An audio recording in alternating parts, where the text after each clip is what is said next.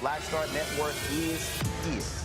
Hold no punches. I'm real revolutionary right now. Support this man, Black Media. He makes sure that our stories are told.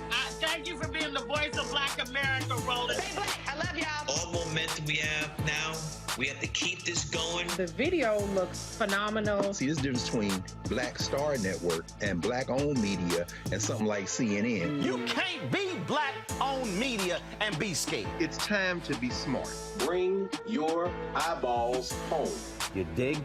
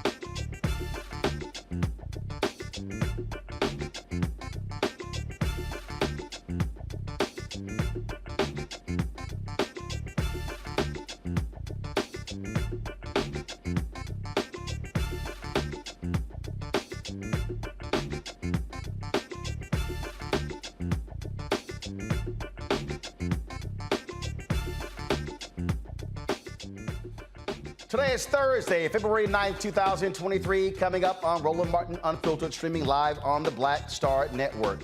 Black Colorado ranchers are being harassed by their white neighbors for being black. After weeks of complaining about racist treatment, threats of physical harm, and the mysterious death of their livestock to local authorities, the black ranchers were arrested earlier this week.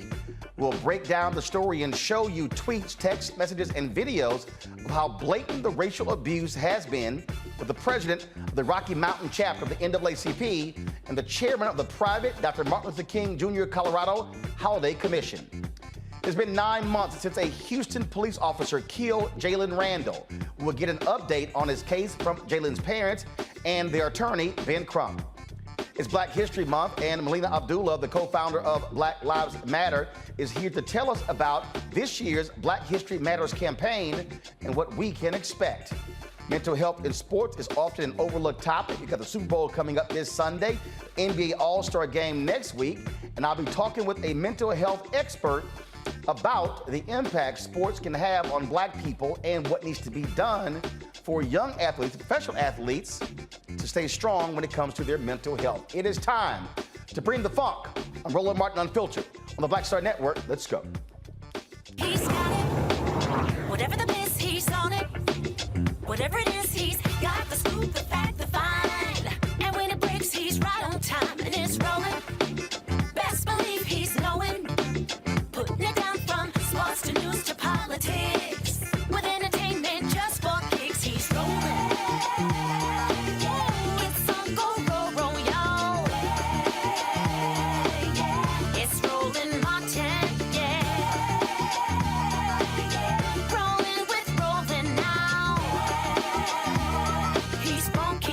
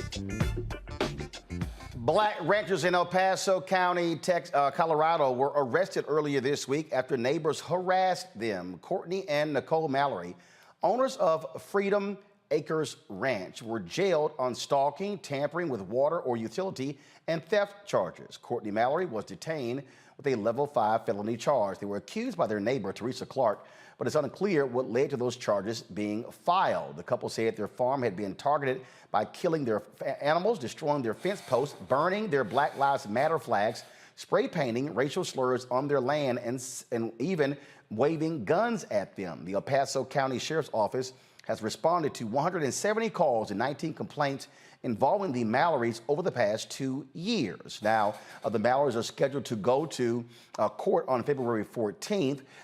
Their lawyers told them not to come on our show to talk publicly about this because their legal case is still outstanding. Joining us now, though, is Portia Prescott. She is president of the Rocky Mountain NAACP and the spokesperson for the Mallorys. Also, Dr. Vern Howard is the chairman of the private Dr. Martin Luther King Jr. Colorado Holiday Commission. Glad to have both of you here. First off, Portia, this story has gotten lots of attention on social media. And so the family, the Mallorys, say that they have been under constant racial harassment. How long have y'all been working with them? And how long has this been going on, this racial harassment of them, and the authorities hadn't done anything? No. And I want to say thank you, Roland. It's an honor to be on your show today to talk about this unfortunate issue. And sorry I missed you in Colorado at the African Chamber Gala. But back to what has happened. No, we have been working with them. Technically, the Mallorys reached out to President Angela Stevens from the Colorado Springs branch of NAACP, and probably going all the way back to March of 2021 when things started being weird.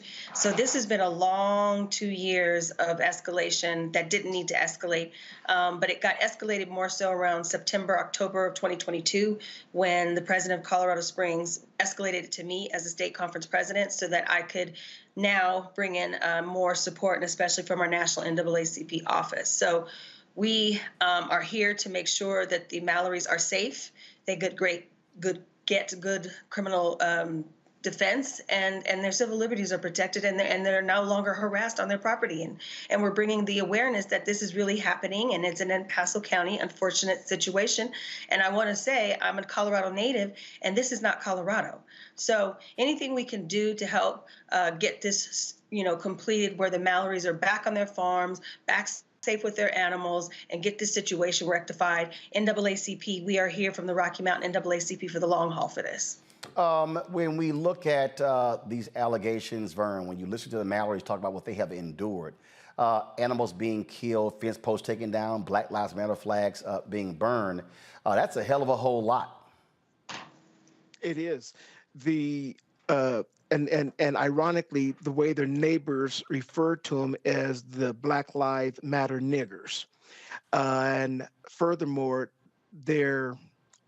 we have screenshots of the community literally coming out talking about getting pitchforks, fire sticks, having a public lynching, and things like that here in 2023. And the El Paso County Sheriff's Department refuses to investigate any of the Mallorys' allegations and claims. And we were meeting with them, President Prescott and I were meeting with them on a Zoom link on Monday, and they would answer questions vaguely and refuse to. They said they take every matter seriously and every citizen seriously. However, as they are sworn to serve and protect, they have failed miserably in this case.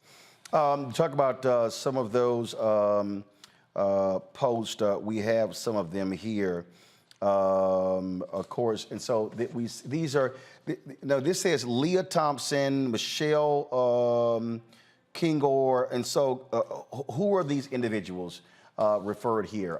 Exactly who in these posts that we have here? Portia. You know what? I'm not exactly sure. I wasn't aware of these posts. I've just been working closely with the Mallorys, Courtney and Nicole, and I kind of tried to decipher through all of the online stuff. So yes, these came from Vern. Vern, these are Facebook posts here, and so the conversation, Vern, is happening. Who's having these conversations on Facebook? These are the neighbors of the Mallorys. Much like Portia, she and I have been working close with the Mallorys, and when they asked me to be their spokesperson, I asked them to send me the information that I'm able to share with you and other media sources. So what has happened is also they doxed them on Facebook and put their email out there and their address and saying, make sure you go by and give these people the business, so forth, so on. Like even one person here, Denise Lynn, you need to retain counsel and get off social media. We are going to start a lynch mob and take to the streets with pitchforks and fire. Somebody says, are there any restrictions on Maurice Fournier to Denise Lynn? Are there any restrictions on size of pitchforks or fire sticks in Colorado? Asking for a friend. Folks are, and again, all kind of different comments they're actually making here. Absolutely. Now, these posts have been taken down since. However, fortunately, the Mallorys were able to do the screenshot here. And then, Roland, even this past Saturday, there were 10 volunteers that were helping the Mallorys repair their fence. The police responded, the El Paso Sheriff's Department responded 5 different times within a 2-hour period as the Mallorys were doing work on their own personal land. And this is the same El Paso Sheriff's Department that will not respond to the Mallorys' calls. And just so you know, El Paso is a very strong Ku Klux Klan and white supremacist community here in Colorado, and always have been. Yeah, and also understanding in El Paso County, it's less than 6% Black. And the El Paso County has given us vague information about going out to their houses. And obviously now the Clarks or these neighbors have able to weaponize the sheriffs, the whole entire sheriffs, the town, the county against the Mallorys. And it's left them feeling really isolated and alone. And they've been threatened repeatedly. And the scary part is there's like one road into the property from one direction. And this is where people have been, menacing and harassing. And unfortunately, this area of the county has history, especially with us with NAACP and a voter intimidation lawsuit we're dealing with right now, specifically because there would be people, we're an open carry state, will come onto your property and they know how to intimidate without, claiming that they have done anything. And that has to stop in our state. Now again, so they are headed to court February 14th. Yes. I also read that there are folks who are trying to organize a protest or rally on their behalf. Any information regarding that? Yes, we were temporarily looking. The Mallorys wanted to plan a protest for the 17th, and yet we're going to hold off on releasing that until after court on the 14th. So this way we'll really know what needs to be done and how it needs to be done.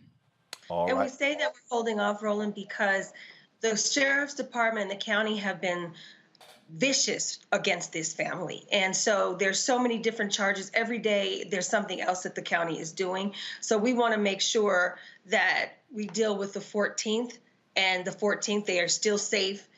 They're still legally represented and they're still out and free. And that's a concern of ours. So we want to make sure we know everything that's happening after the 14th, and we'll go from there. Rocky Mountain NAACP, we will be holding a day of action rally in Colorado Springs. So after their 17th date, if all goes well on the 14th, look for information from the Rocky Mountain, because we want to still escalate this, because we haven't ourselves even been able to get to the new sheriff that's in town. Apparently he doesn't have his chief of staff yet, and we had been reaching out to their office for months and the DA's office so that this situation wouldn't escalate like this. The only reason that we were able to get as far as we did is because we had to go to Senator Hickenlooper and to our Senator Bennett to force El Paso County to get on a Zoom with us. So we're struggling even having any relationship or any connection to the sheriff. So we're going to be making sure that we're down there so that the sheriff understands that the NAACP is here in Colorado, and we're going to be helping these families the entire way, and they can't ignore us. All right, then. Portia and Vern, we appreciate it. Certainly keep us up to date on what happens in this story. Thanks a lot. Thank you. Thanks for being here. All right, Thank folks. Going to a break. I'll be right back on Roland Martin Unfiltered right here on the Black Star Network.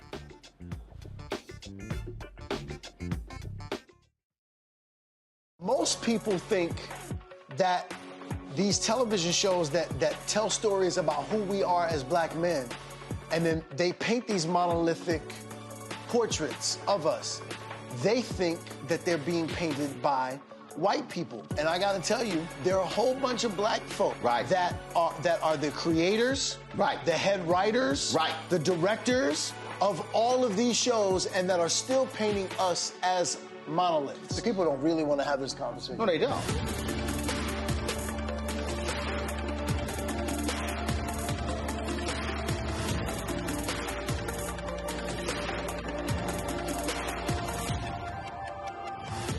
Next on the Black Table with me, Greg Carr. An hour of living history with Dr. Richard Mariba Kelsey, thinker, builder, author, and one of the most important and impactful elders in the African American community. He reflects on his full and rich life and shares his incomparable wisdom about our past, present, and future. African genius is saying that my uncle was a genius, my brother was a genius, my neighbor was a genius. I think we ought to drill that in ourselves and move ahead rather than believing that I got it. That's next on the Black Table, here on the Black Star Network. I'm Deborah Owens, America's Wealth Coach, and my new show, Get Wealthy, focuses on the things that your financial advisor and bank isn't telling you, but you absolutely need to know. So watch Get Wealthy on the Black Star Network.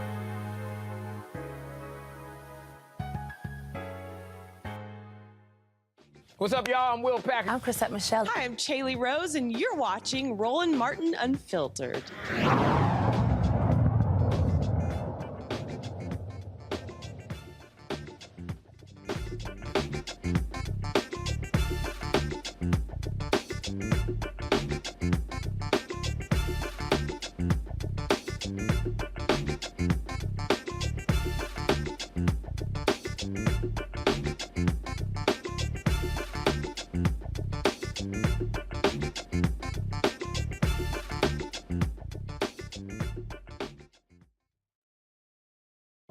Welcome back to Roland Martin Unfiltered on the Black Star Network. Hey, folks, remember, tomorrow's the deadline to vote for Roland Martin Unfiltered to win an NAACP Image Award. That's right. All you got to do is this here. Go to vote.NAACPimageawards.net. Scroll down to the category Outstanding News, Information, Series, or Special.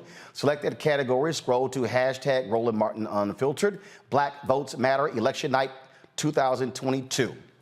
Click on Vote. Then scroll down back to categories, click on submit. And remember, you can only use one email to vote. So if you got more than one email, you can vote more than one time.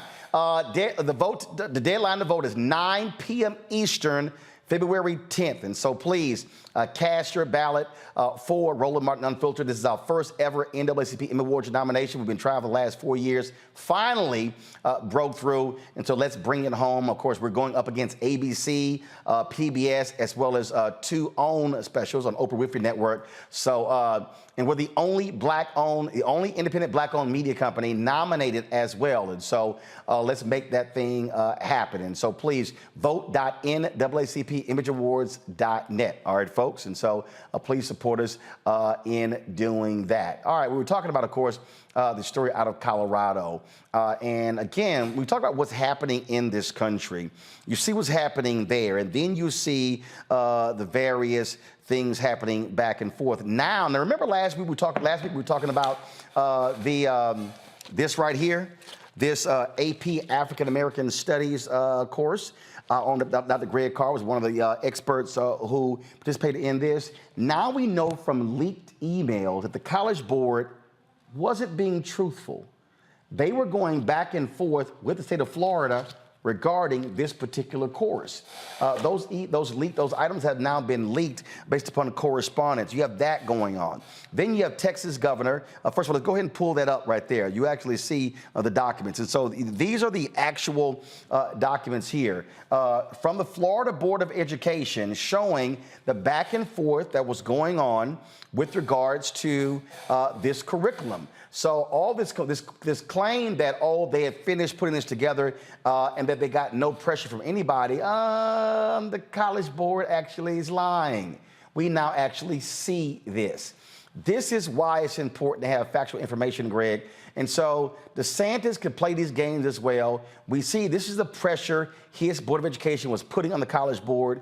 And what they initially said happened, not really the case. Well, Roland, I think I read the same documents you did, and I'm not at all sure what that really means. That document that you just put up, that one that was shared in social media, says that there were email exchanges between between January 2022 and June 2022, and that the curriculum was sent to in-house folk, well, I say in-house folk, academics to see if at the state universities in Florida to see if they would accept the AP course for credit based on the curriculum in May and June 2022. I went to grad school with the current chair of the African American Studies Department at the University of Florida, my friend Dave Canton. I saw him last Thursday night at the AP unveil at the museum. And I'm sure that if they had been pressured that had been put on David, he would have said something about it. What that document does give the impression of is that the AP may have caved to something. However, that's not what that document says. I would be surprised, quite frankly, finally, if other states weren't in communication with the AP as well. We know what Ron DeSantis is doing. I think it's a smokescreen. And I don't know that anything was changed in the curriculum. I think for those finally who want to talk about this, and you had Steve Birnbaum about this. The fourth unit is where a lot of the changes seem to have been moved to the group project, or as it relates to critical race theory, as it relates to intersectionality, queer theory, all topics which are still topics that students can study and discuss in their group project. But I'm not sure what that document says other than emails were exchanged. I don't know. The thing the reason I'm bringing the Colorado Rancher thing in this plus this next story is what Texas Governor Greg Abbott has done. Now he wants to do away with diversity in Texas. Now here's what's crazy here, Reese. 60% of Texas right now minority. 60%. Here's the problem. 60% of those who vote in Texas are white.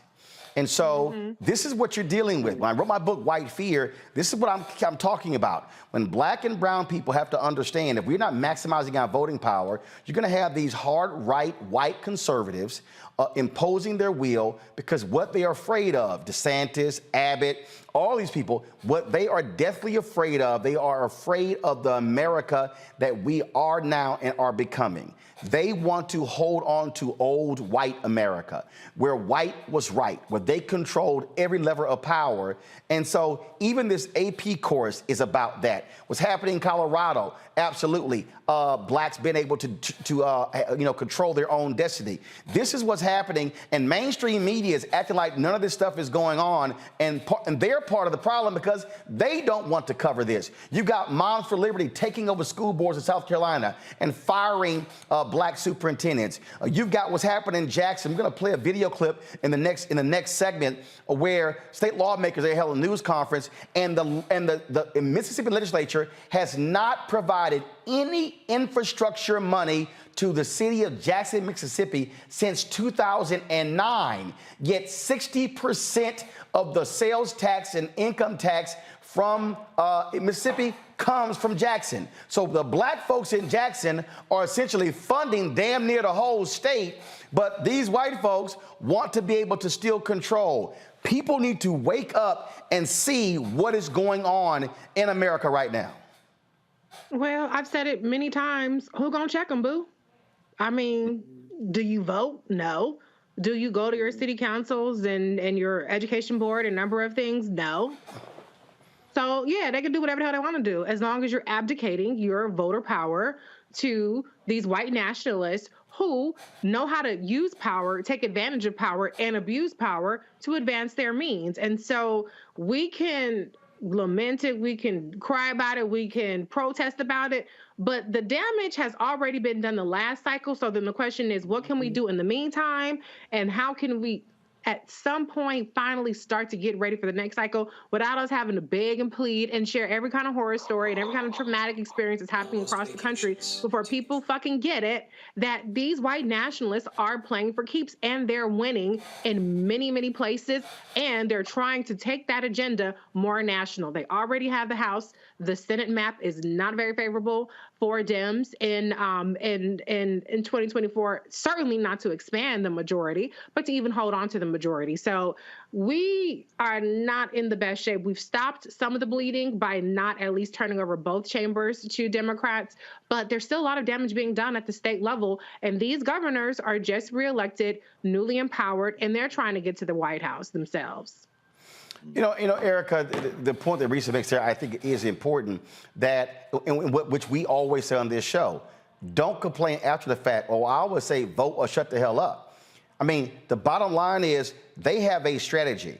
I did not on our air play that silly, stupid stuff from that ignorant fool, Sarah Huckabee Sanders, her Republican response, okay? But we streamed it. But here's the whole deal. Damn near everything she said was woke this, woke that, woke this, woke that. They want to attack everything that is about advancing Black people and other people of color. Oh, absolutely. And I'll repeat this. Welcome to the new era of civil rights. And I have said that they are not coming for our necks. They're at our necks. And so when you look at social media, people have been complaining about not being able to retweet things, not being able to respond in DMs.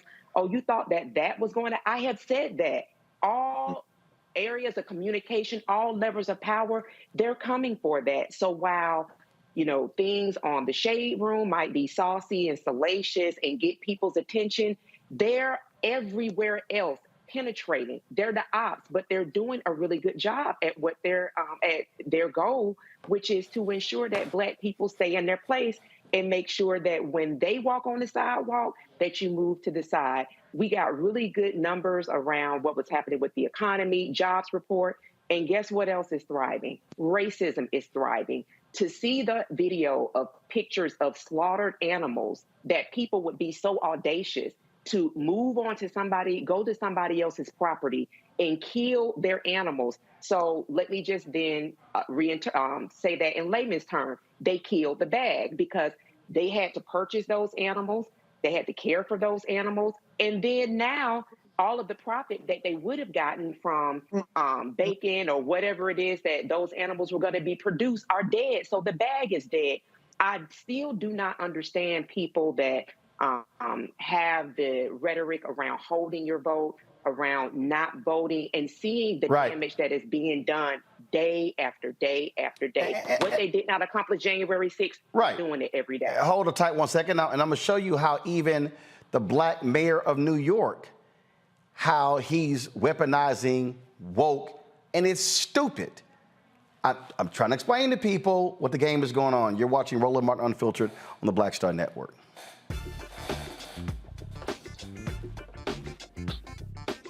The 4th NAACP Image Awards is airing live on February 25th, honoring outstanding performances in film, television, theater, music, and literature.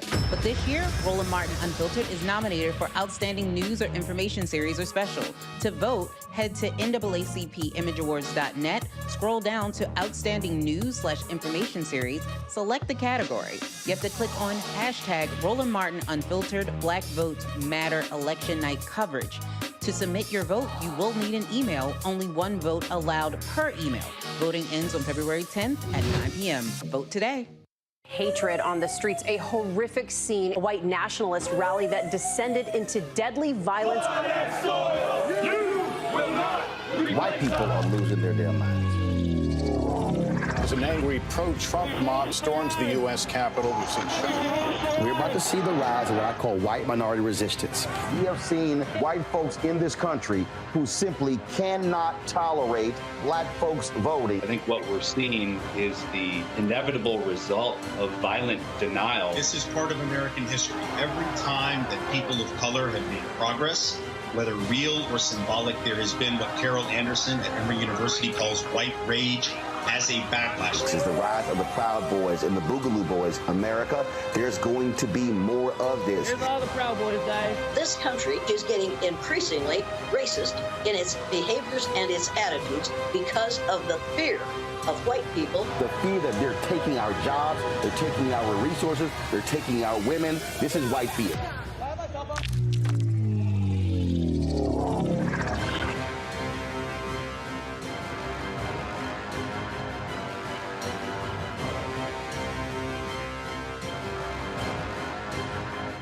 This is Judge Mathis. What's going on, everybody? It's your boy, Mac Wiles, and you are watching Roland Martin Unfiltered.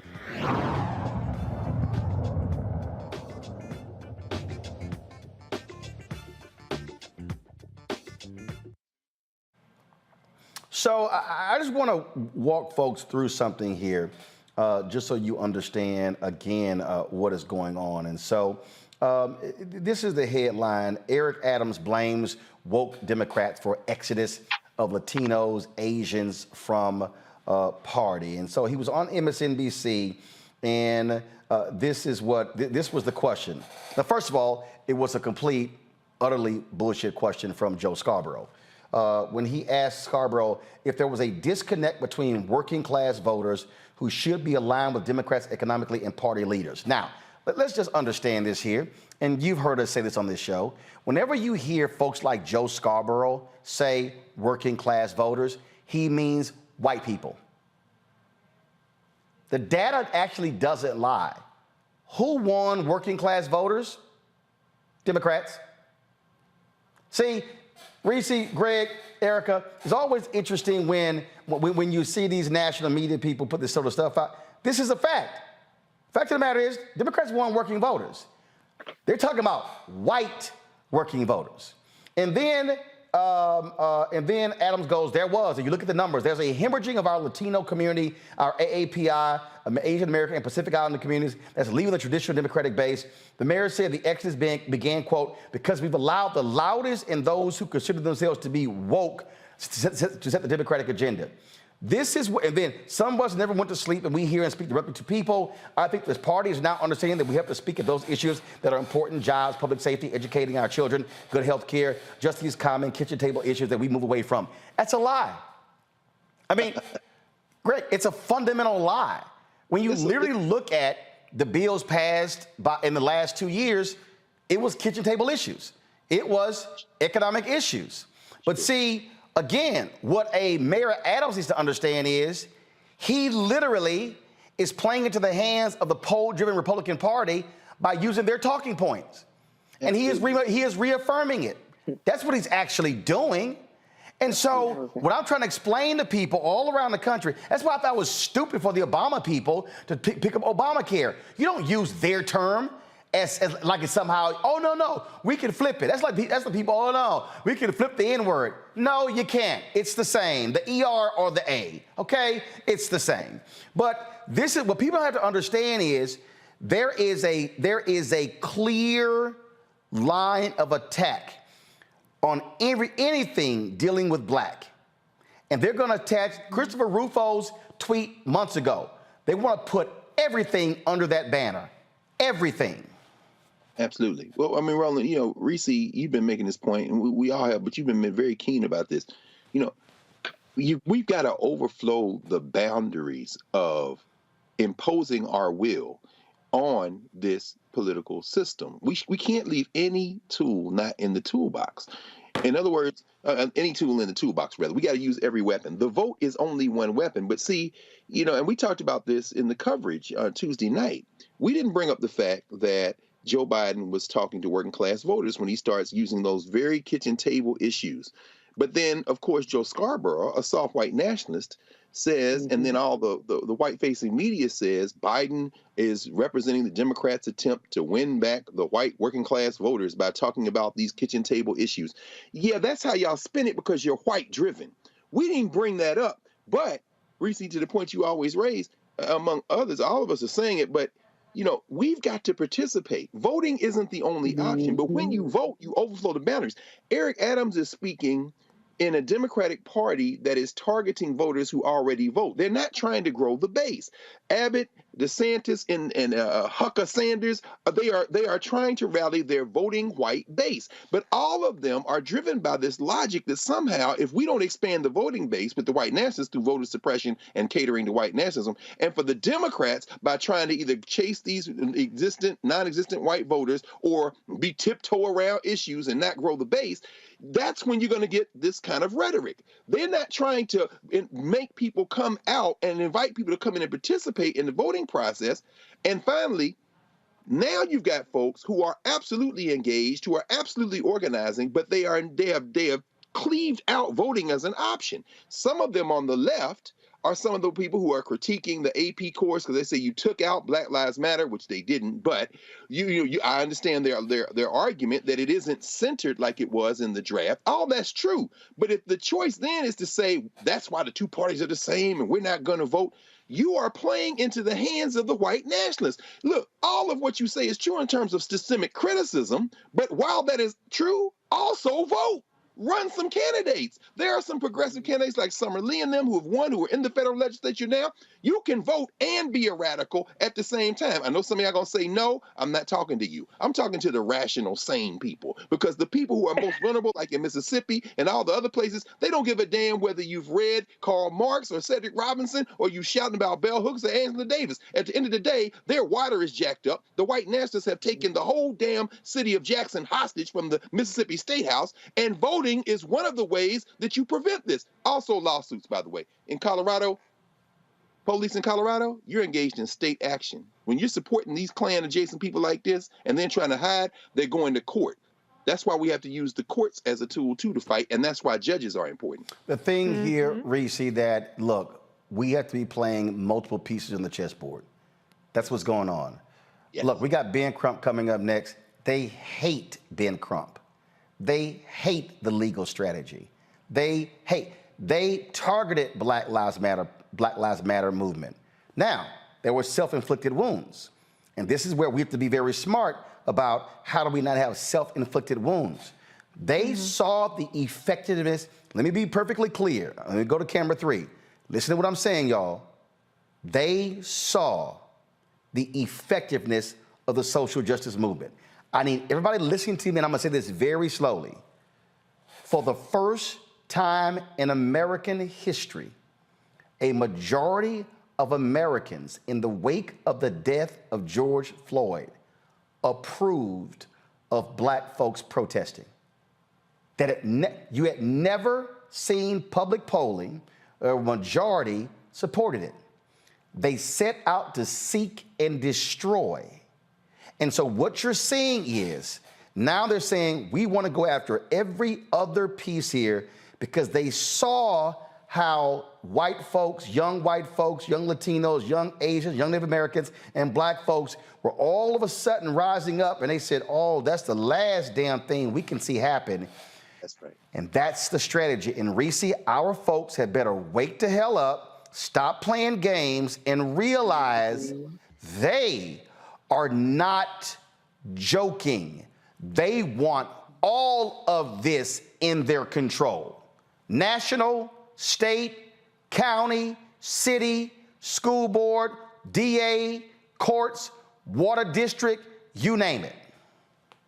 Absolutely. And the thing about that we really need to understand is, who are our enemies? We get so caught up in emotions. We get so caught up in feelings, justifiably so, because there's a lot that is thrown at us constantly. But what I like for us to do is talk policies, talk specifics, talk what's pragmatic, talk what's possible right now. Who's in office? What is their agenda? I remember when Ice Cube was on the show talking about the Black agenda that he and his folks came up with, the Contract for Black America, rather. And I told him at the time, I said, you know, many of these things that you're talking about are things that are already in progress. There are bills, specific bills. There are senators that are supporting it. Why don't you get behind them? Why don't you do a scorecard? So much of what we talk about is like all of this stuff is theoretical when there is actual policy being either implemented, proposed, or obstructed. And there are people who are obstructing it that we need to rise up against. There are people that are implementing or proposing it that we need to put our support behind. But the ones that are actually on our side are the people that get the most smoke, like, for instance, the Congressional Black Caucus, you know, and then the people that engage in the rhetoric and the ones that tap into our emotions, like somebody like a Bernie Sanders. I have to bring him up because the other day he was put up, he was some kind of pedestal. He ain't passing no bills but naming post offices and Columbus and stuff from Representative John Conyers. But my whole point is you have the people doing the work. I'm not even going to say Vice President Kamala Harris. I'll say Congressman Lauren Underwood, who has passed 14 bills since being in Congress.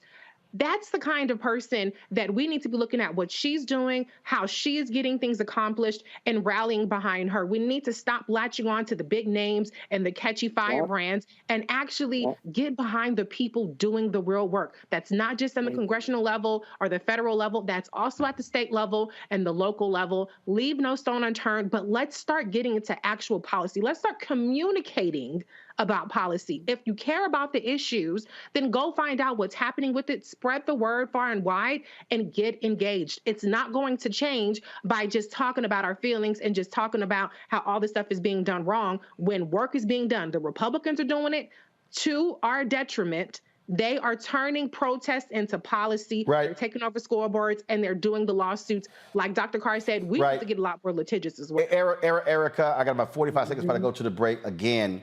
There has to be a strategy, and you must execute your strategy. If you don't, you lose. Oh, God, absolutely. And I think that strategy is laid out on this platform 5 days a week. It's just a matter of implementing it. And I think that to Reese's point about feelings, I just mentioned social media. So what the hell are you going to do when there's not somebody who is stunting on social media, showing you what they're wearing, screaming at somebody? What happens when that's gone? You have to connect to the people that are actually doing the work. So less celebrity, more substance. Folks, why you must support this show. Coming up next, first of all, we're going to talk with Ben Crump and the family of a black man shot and killed in Houston. That's one of the reasons why you must support this show, because we give updates on what's happening, staying on top of this stuff. Look, other black media, I don't know what the hell they doing. They focusing on all kind of other entertainment stuff, Zeus Network. I don't give a damn about none of that stuff. I don't. I really don't. If you want to watch a Housewives show, knock yourself out. I ain't talking about it here. We have to keep our people informed on what's really happening in the real world. First of all, download the Black Star Network app. Here's why. Look, YouTube, Facebook actually puts restrictions on our video, the Tyree Nichols video. Anytime we discuss a police shooting, Facebook and YouTube put restrictions on us. We don't have restrictions on our own app. That's why you must download the Black Star Network app, Apple phone, Android phone, Apple TV, Android TV, Roku, Amazon Fire TV, Xbox One, Samsung Smart TV. We're also now on Amazon News. When you go to Amazon Fire, go to Amazon News. You will see us with all of the cable networks as well. But your dollars also matter. We must join our Bring the Funk fan club. I've been fighting with advertisers all week, y'all, who don't want to fund us. Check your money orders. Go to P.O. Box 57196, Washington, D.C., 20037-0196. Cash App, $RM Unfiltered. PayPal is R Martin Unfiltered. Venmo is RM Unfiltered. Zelle, Roland at RolandSMartin.com. Roland at RolandMartinUnfiltered.com. We come back, Ben Crump. Next on Get Wealthy with me, Deborah Owens, America's Wealth Coach. Listen to this. Women of color are starting 90% of the businesses in this country. That's the good news. The bad news, as a rule, we're not making nearly as much as everyone else. But joining us on the next Get Wealthy episode is Betty Hines. She's a business strategist, and she's showing women how to elevate other women. I don't like to say this openly, but we're getting better at it. Women struggle with collaborating with each other. And for that reason, one of the things that I demonstrate in the sessions that I have is that you can go further together if you collaborate. That's right here on Get Wealthy, only on Black Star Network. Next on the Black Table with me, Greg Carr. An hour of living history with Dr. Richard Mariba Kelsey, thinker, builder, author, and one of the most important and impactful elders in the African American community. He reflects on his full and rich life and shares his incomparable wisdom about our past, present, and future. African genius is saying that my uncle was a genius, my brother was a genius, my neighbor was a genius. I think we ought to drill that in ourselves and move ahead rather than believing that I got it. That's next on The Black Table, here on the Black Star Network. Yo, it's your man Dion Cole from Blackish, and you're watching Roland Martin Unfiltered. Stay woke.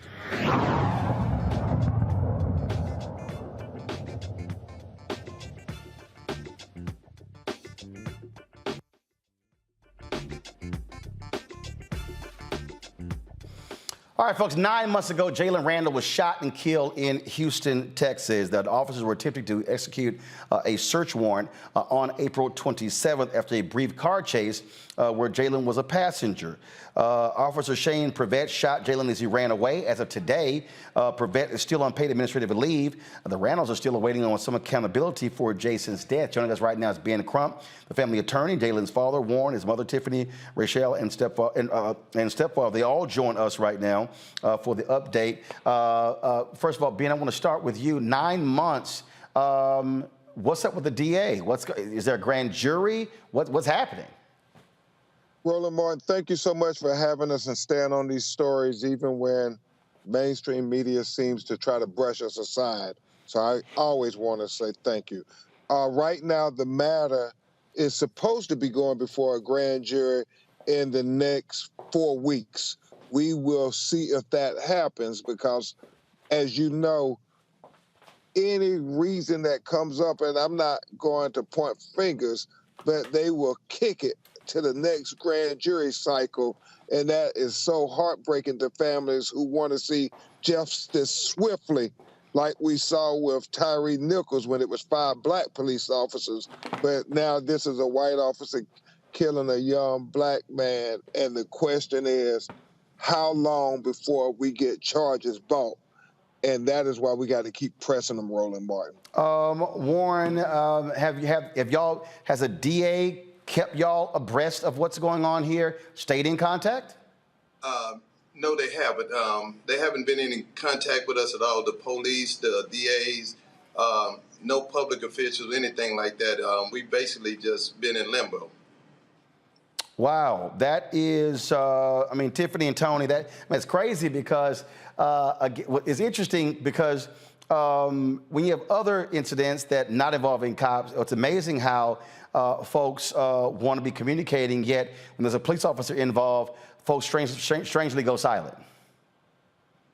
Yes, and that's the thing that we have right now going on is everybody is in silent. No one is actually speaking to us about anything, and we are right now at a standstill. But when stuff happens with black cops, it's automatically. It didn't take but 2 weeks in Tyree, so it's an issue with me because it's taken 9 months for something that happened in 3 seconds. And again, we showed the body camera footage because Ben, correct me if I'm wrong, and then I'm gonna go to Tony here. Ben, they said one thing happened until we saw the actual footage. Exactly. And that's always the case, Roland, is these false police narratives. Even on Tyree Sampson case, even on George Floyd case, the initial police report was replete with inconsistencies, at best, lies at worst, once we saw the video. Once we saw the video in Tyree, we got to the truth. Once we saw the video in George Floyd, we got to the truth. And once we saw the video in the Randle tragic killing of a young man in less than 2 seconds, the police shot even before he got out of the police car and killed him. And so that's why we keep saying Jalen Randle name has to be elevated just like these other names to make sure they don't sweep it under the rug, Roland. And Tony, that's it right there. And we keep saying on this show, look, we're sick and tired of these cops getting off for lying about what happened, and then the body cam footage shows something totally different. Tony, did you hear him? Tony? Go ahead. Well, yeah, the footage is showing completely opposite what these officers are saying.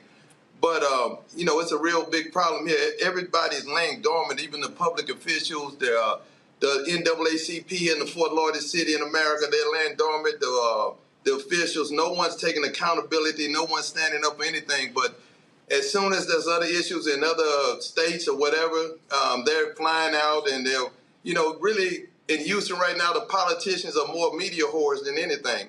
They're not supporting the constituents. They're not doing anything here in the city of Houston. And this is the fourth largest city in America, Roland. And you know that because you're from here also. And like I say, Benner, Kim Ogg, everybody, they sweeping everything under the rug. But when my esteemed attorney appears anytime, you know, everybody wants to come and get in the picture with him. But we need action here. We need change here in Houston, Texas, man, because this can't continue to happen. It's a continue to happen. People are getting killed. We're in a war zone in our own neighborhoods right now, Roland.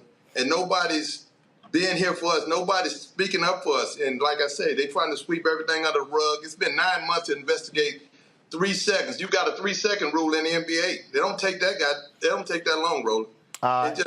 It's just crazy. And again, Ben, unfortunately, you've had to deal with this all over the country, where some places justice is swift, it is real, significant. In other places, they slow walk. Yeah, and Roland, you know, we can never forget the blueprint that has been shown to us in Memphis. When it was 5 black officers, we saw how swiftly they moved. Like the police chief said, it was important that the community see swift action. It was important that they move swiftly towards justice. Well, whether it's Houston or anywhere else, when it's a white officer or a black officer and we see excessive force or crime on video, we need to see them move swiftly. And that's why I was so thankful that Jalen's mother, Tiffany Rochelle, came and sung, beautifully sung, Roland Martin, at Tyree Nichols' funeral, because we have to do whatever we can to bring attention to these tragedies so they won't sweep it under the rug as if our children never even existed. And that's what we continue to fight, Roland. So thank you again for talking about this case when everybody else is not saying a word about it. I know we can count on you, and Mr. Randle is right. Every time I show up to Houston, they all say what they're going to do, but then when the cameras go away, we're still left waiting. We better get a grand jury in a month or so, or we're going to have to go to other means to get attention for Jalen Randle. Absolutely. And so, again, Warren, Tiffany, and Tony, we appreciate that. Ben, while we have you here, I had to speak to the FCC here this week, could not be at your ceremony on yesterday in Florida. The law school was named after you. Of course, we talked about it on the show. But I did see, first of all, you had a surprise guest who showed up there to wish you well in the name of Will Smith. He's doing pre-production for Bad Boys 4.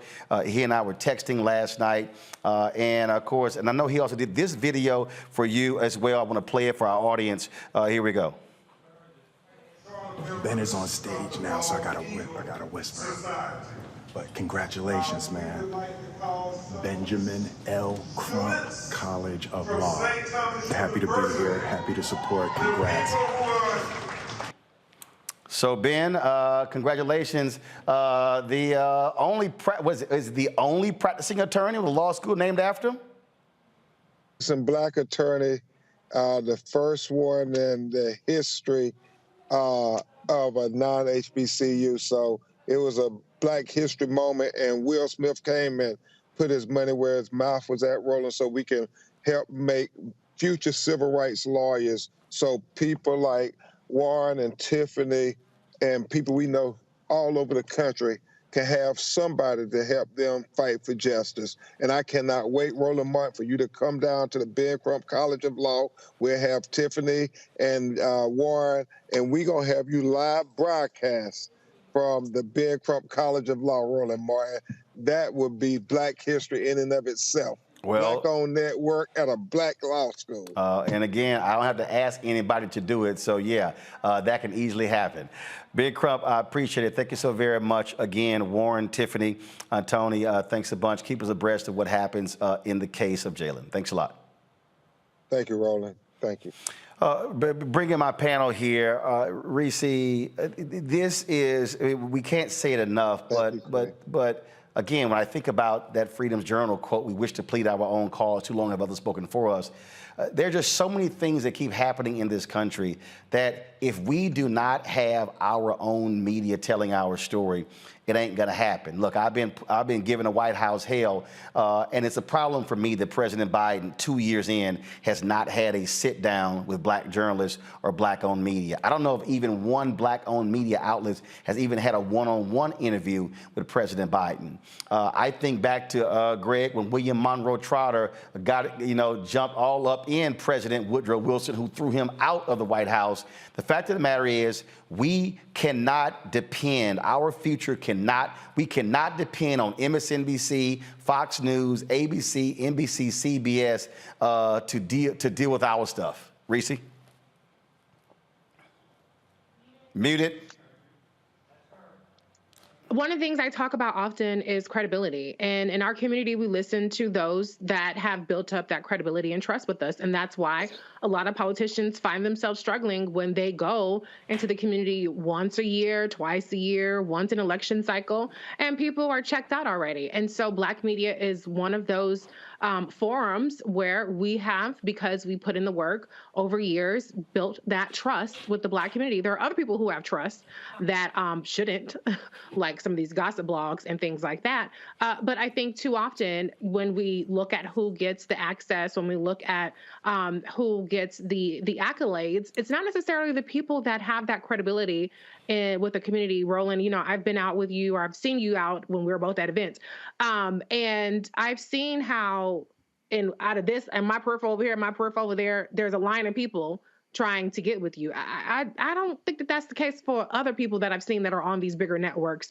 I haven't seen even that kind of response from just regular black people. I'm not talking about the politicos. I'm talking about everyday black people. And so I think that it's not just the White House. It's not just any particular politician, but the Democratic Party at some point needs to figure out who has the credibility and who has the ear and the finger on the pulse to the black community.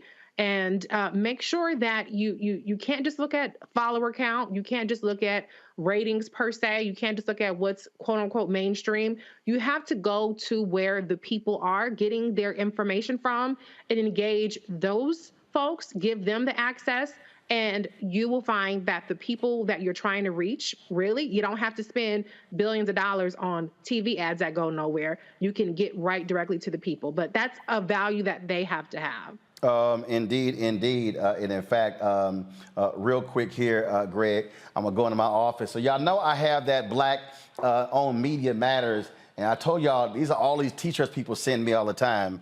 But I want to show y'all something here, Greg. We have it on this wall right here. Where is it? Y'all see the video, right? Mm-hmm. Okay. Sideways. Right here. Hold up. Yeah. Sideways. Okay. Thanks, Reese. The Memphis Free Speech and Headlight. Okay. So why did I show that, Greg? Because Ida B. Wells Barnett was writing about lynching. She's writing about lynching. And other people were trying to ignore lynching. So if you don't have black media keeping the story alive, guess what? Folk don't know about what's going on. That's why we cannot depend on them for our news. No, we can't. We shouldn't. And even if we could, we shouldn't. As you say, Ida Wells, when she wrote and urged her folk to first get their rifles and then to leave Memphis, ultimately, because the law could not protect them, they had lynched one of her friends who was a community pillar. This brother had a grocery store, the People's Grocery. And it was the economic success of that brother that triggered that white anger, that white rage that you write about, whether it be Tulsa, whether it be Memphis. And it brings up a couple of points that are interrelated. Actually, do this here, Greg. I'm going to do this here. I'm over time. I'm going to go to break, but I want to finish that point when we come back. Because, again, I need people watching to understand when y'all hear me make the appeal to download the app and to give, I ain't doing it just because. I'm telling you, you are not going to get this stuff other places, and then you wonder why we're confused. But you say, well, I didn't know, because you watching the wrong stuff. You're watching Roland Martin Unfiltered on the Black Star Network. Back in a moment. Black Star Network is here. Oh, no punch! I'm real revolutionary right now. Thank you for being the voice of Black America. All momentum we have now, we have to keep this going. The video looks phenomenal. See, this difference between Black Star Network and Black-owned media and something like CNN. You can't be Black-owned media and be scared. It's time to be smart. Bring your eyeballs home. You dig? The 54th NAACP Image Awards is airing live on February 25th, honoring outstanding performances in film, television, theater, music, and literature. But this year, Roland Martin Unfiltered is nominated for Outstanding News or Information Series or Special. To vote, head to NAACPImageAwards.net, scroll down to Outstanding News/Information Series, select the category. You have to click on hashtag Roland Martin Unfiltered Black Votes Matter Election Night Coverage. To submit your vote, you will need an email. Only one vote allowed per email. Voting ends on February 10th at 9 p.m. Vote today.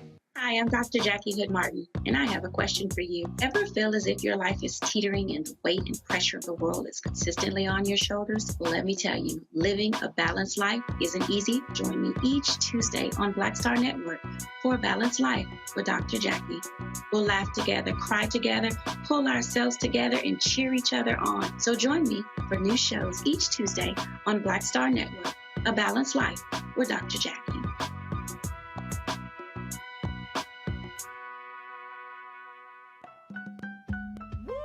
We're all impacted by the culture, whether we know it or not. From politics to music and entertainment, it's a huge part of our lives, and we're going to talk about it every day right here on The Culture with me, Faraji Muhammad, only on the Black Star Network.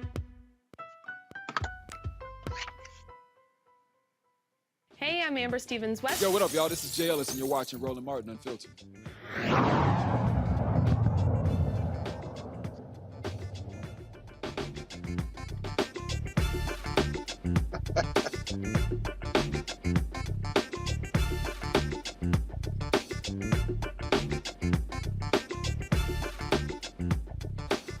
All right, folks, y'all see that there's a reason there's a portrait of Ida B. Wells Barnett in this studio. You see her famous quote, "The way to right wrongs is to turn the light of truth upon them." Greg, that's what, of course, our desire, what we want to do every single day when we're talking about these issues. It's you know, Reese's always going off on people saying, all y'all blue checks, y'all always posting clips of something on CNN. Somebody said, and hell, we discussed on this show 2-3 weeks earlier, and then folk finally get around to it. And so part of the thing that happens is that many of our people are literally walking around completely uninformed about what's going on. And then it's like, oh, why didn't we know? Well, because you're watching the wrong stuff. That's exactly right. And of course, you can buy a blue check now, and they're beginning to censor people reaching their follower limit, as Reese was saying. They're interfering, as you said, Erica. You know, we had to be very clear, and I'm glad you brought this up, Reese. When you go among our people, that's when you find out who our people trust. You're absolutely right, Reese. I've been in those places too, and I'm sure, and all of us have been in places. There's a brother who works at a grocery store in the neighborhood named Rob.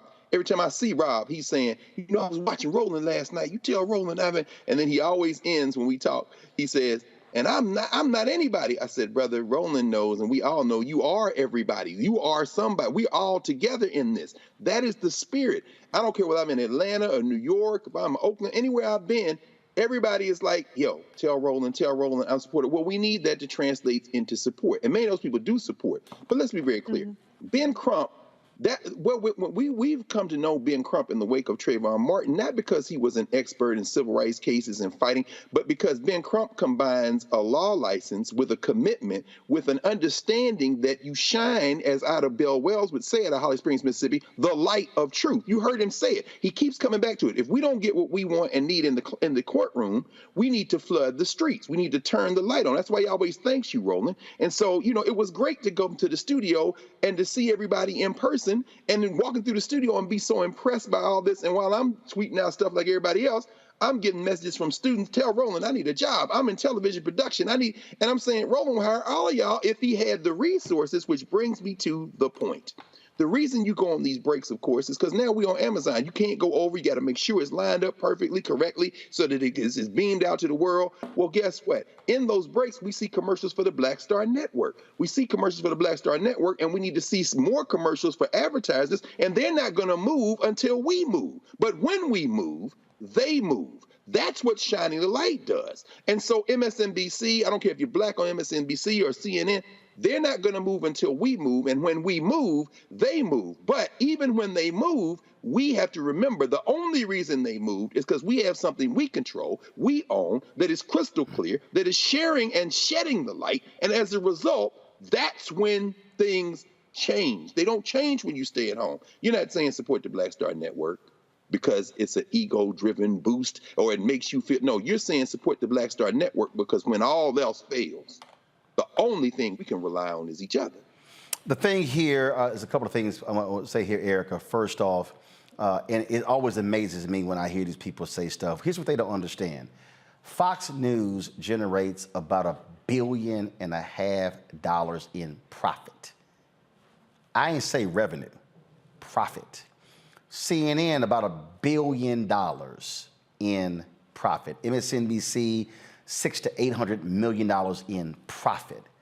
Folk, the best year we've ever done was $3 million in revenue, 800,000 in profit. 800,000 versus $1 billion in profit.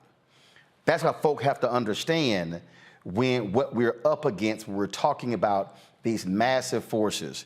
You got these conservatives who are funding to millions of dollars, these conservative media as well. That's what we're up against here. So folk have to understand that. But let me also make this point here, because I look at some of y'all's comments, people on social media, in the chat boards, and y'all always got something to say about Ben Crump.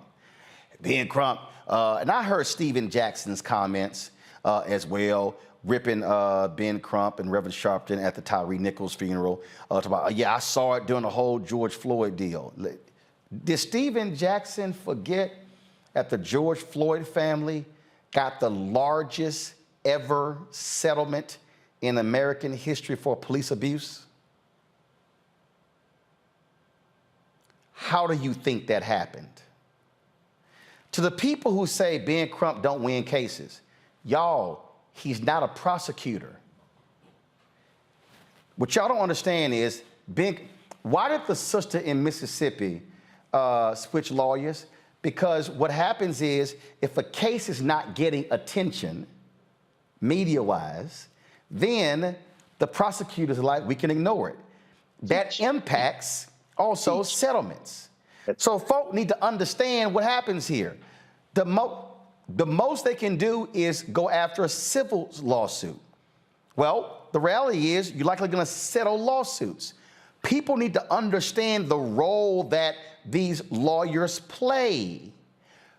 Don't forget, there was a settlement in the Breonna Taylor case, but they also, as a part of the settlement, negotiated changes to police policy that the city council passed. And so our people, Erica, need to understand we explain that kind of stuff here. They're not going to take the time to explain it on MSNBC or CNN. And so our folks just need to understand why, as Captain Hughes said, information is power. So let me speak to two things, and that's around two things that you mentioned, change and policy. So in reading, and it was really good to see Jalen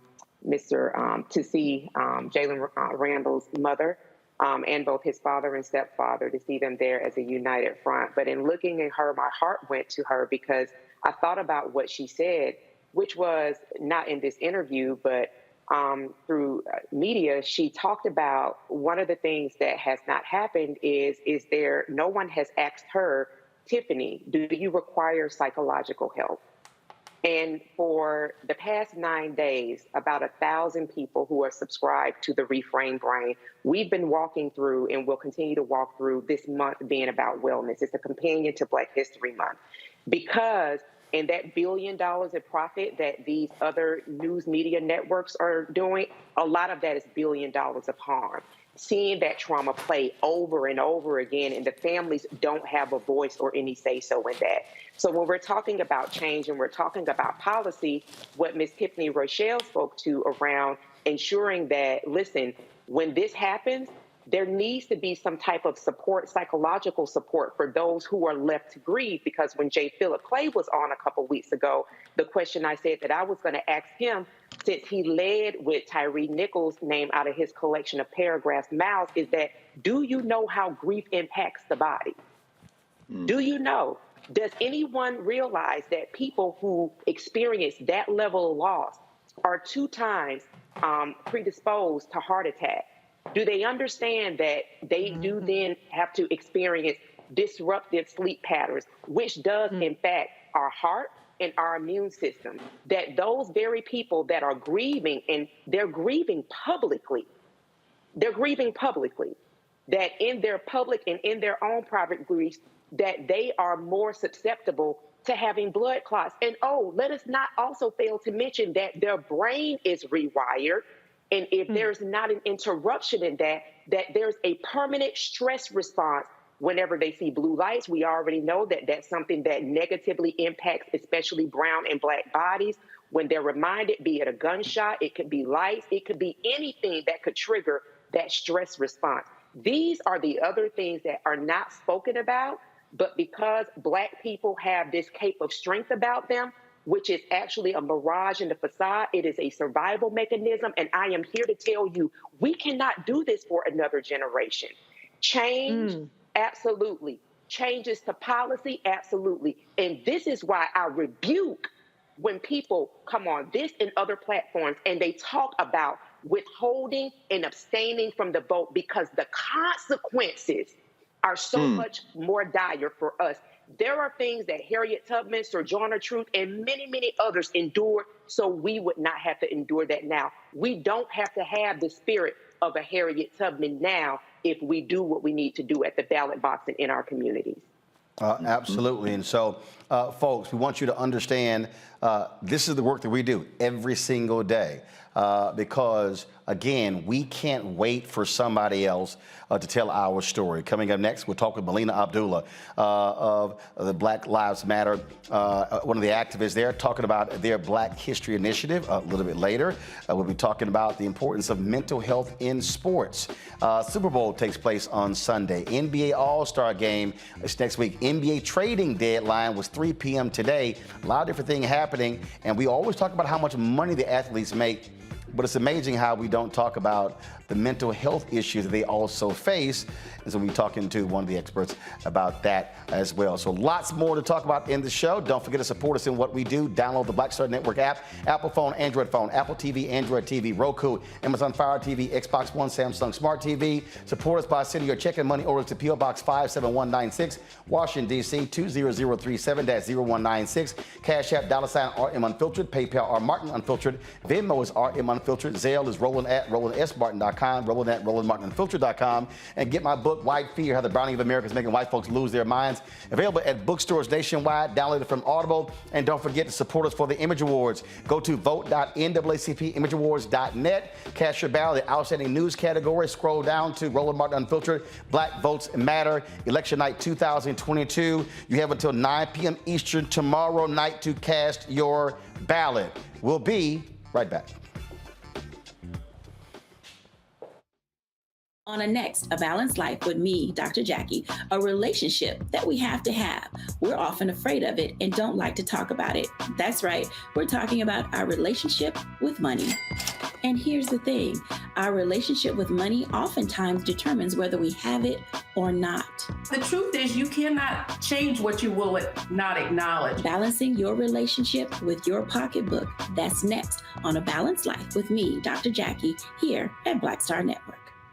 When you talk about blackness and what happens in Black culture, we're about covering these things that matter to us, speaking to our issues and concerns. This is a genuine people-powered movement. There's a lot of stuff that we're not getting. You get it, and you spread the word. We wish to plead our own cause Too long have others spoken for us. We cannot tell our own story if we can't pay for it. This is about covering us. Invest in Black-owned media. Your dollars matter.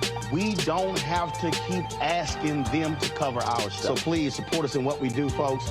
We want to hit 2,000 people, $50 this month, raise $100,000. We're behind 100,000, so we want to hit that. Y'all money makes this possible. Check some money orders. Go to P.O. Box 57196, Washington, D.C. 20037-0196.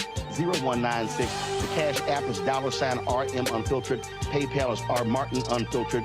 Venmo is RM Unfiltered. Zelle is Roland at RolandSMartin.com. Hi, I'm Teresa Griffin. Hi, my name is LaToya Luckett, and you're watching Roland Martin Unfiltered.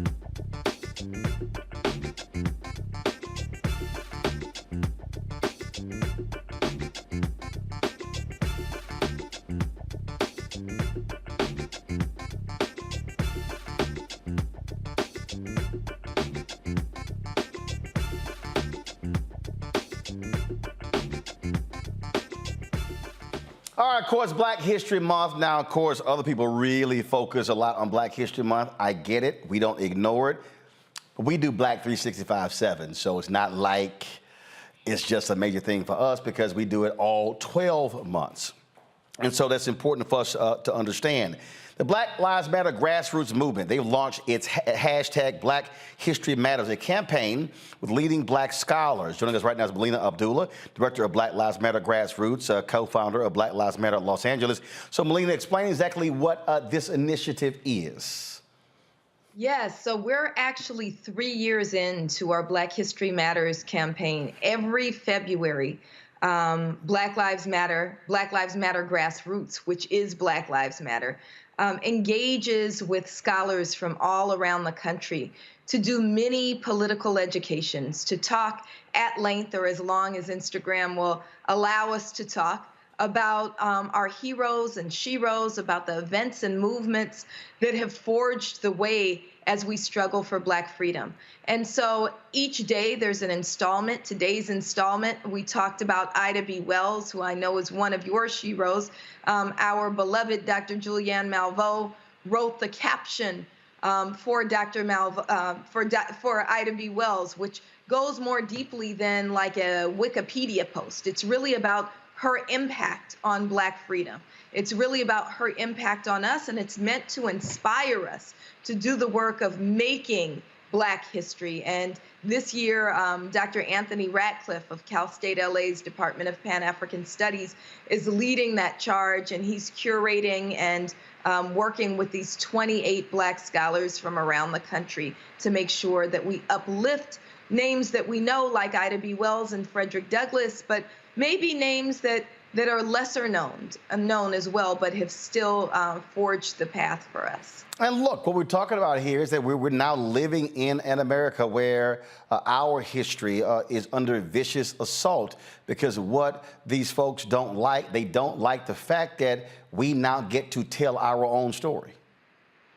That's right. That's right. And, you know, of course, what you do, like you said, every day is about us telling our own stories, right?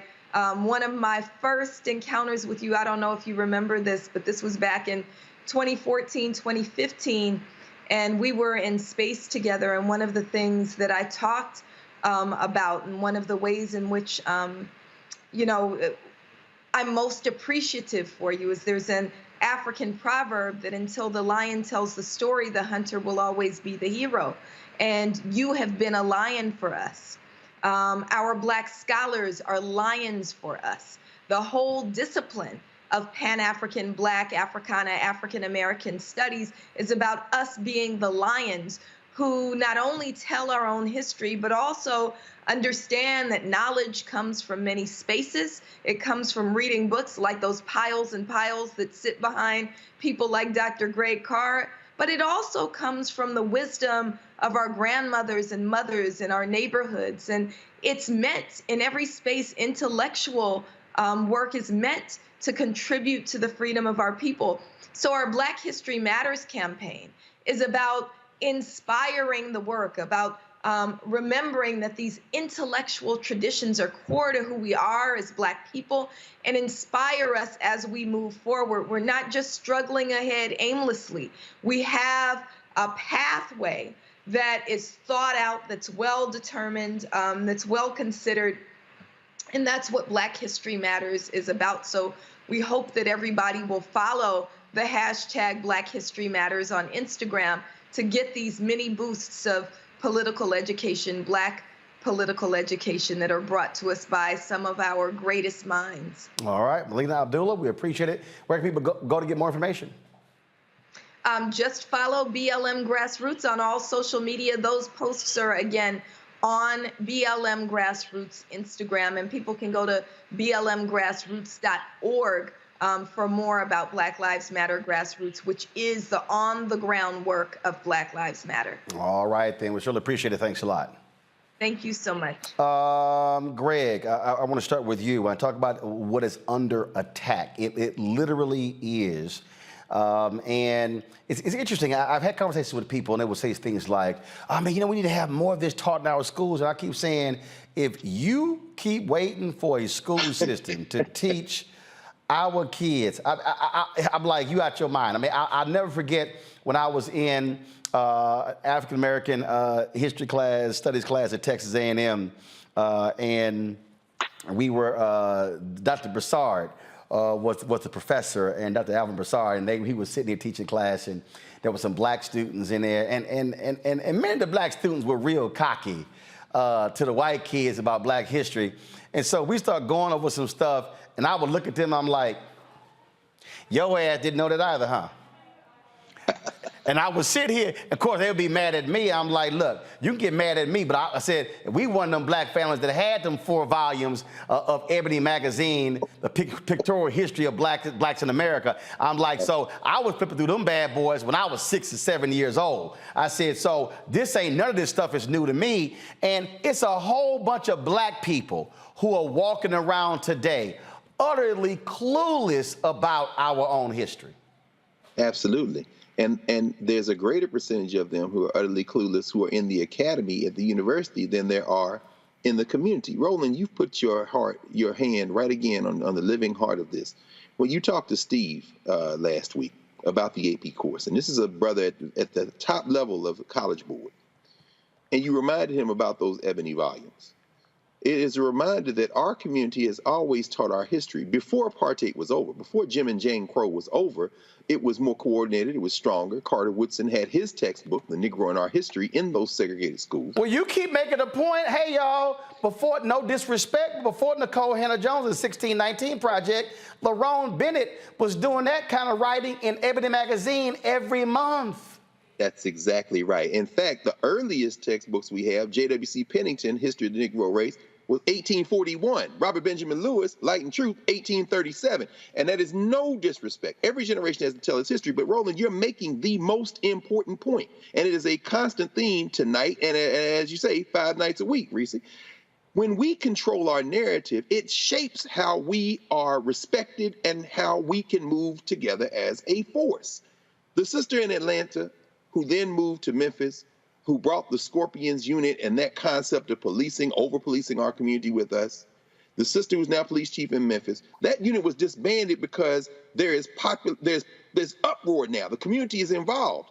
Now, why do I connect that to what we're talking about here? I'm saying that the way we studied history has now forced the College Board to introduce this course. Were there people like Steve at the College Board who wanted to do this course for years? Absolutely. But when y'all got out in the street in the summer of 2020 and Roland covering that and everybody pushing that, it scared the hell out of every white institution in this country, including the College Board. That gave Steve and them the momentum to say, hey, what about now? Hell yeah, let's do it, let's do it. And here we are. And I'm telling you, there's some black people who wanted to go slow, who are now jumping out in front of this, involved with the College Board, saying, hey, this is the time. Yeah, you wasn't talking like that. This is the outside-inside strategy. And finally, I'll end with this.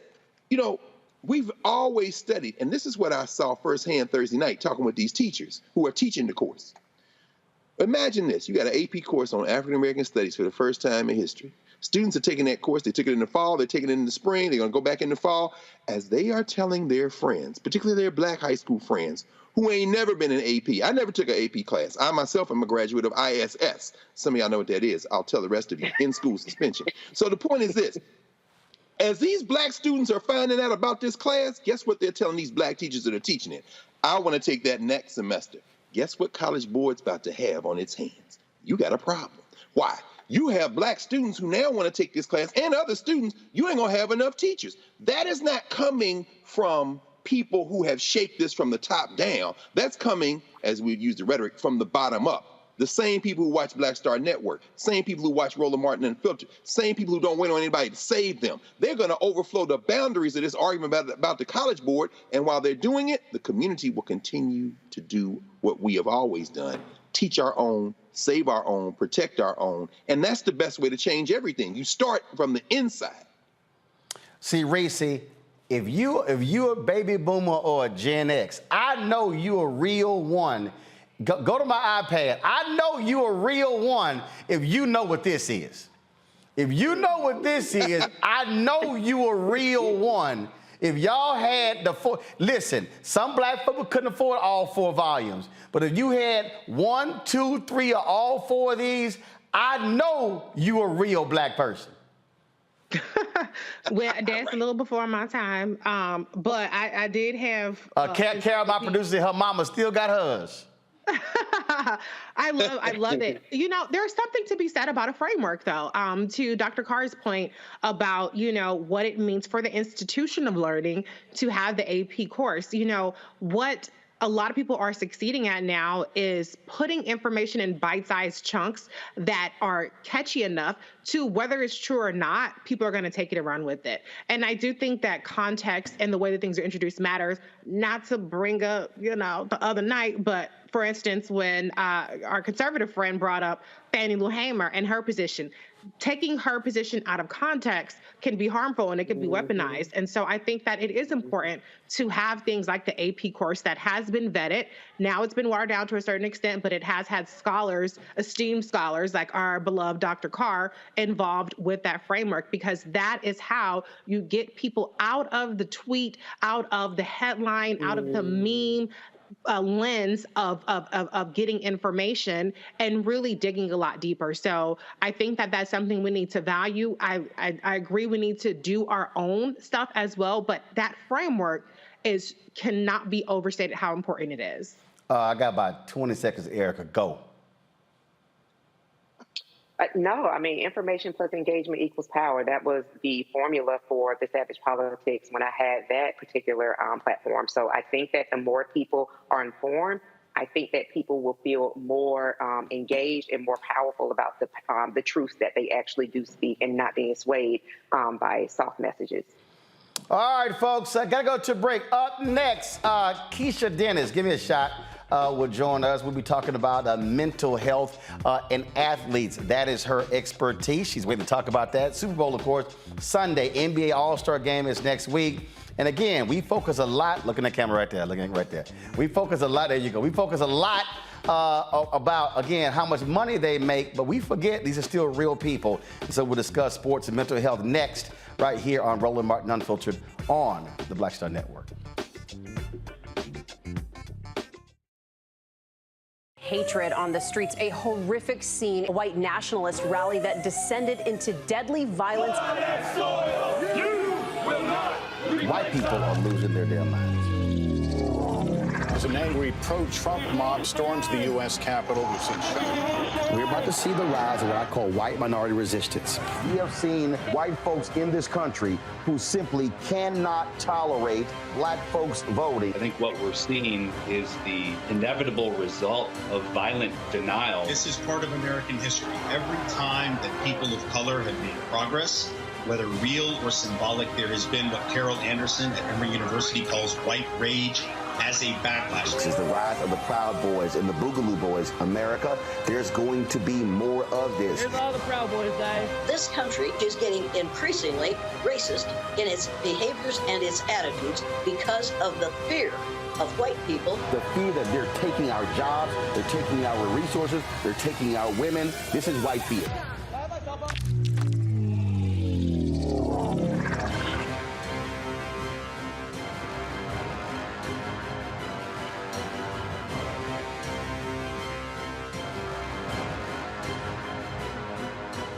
Pull up a chair, take your seat at the Black Table with me, Dr. Greg Carr, here on the Black Star Network. Every week, we'll take a deeper dive into the world we're living in. Join the conversation only on the Black Star Network. Hi, I'm BB Winans. Hey, I'm Donnie Simpson. What's up? I'm Lance Gross, and you're watching Roland Martin Unfiltered.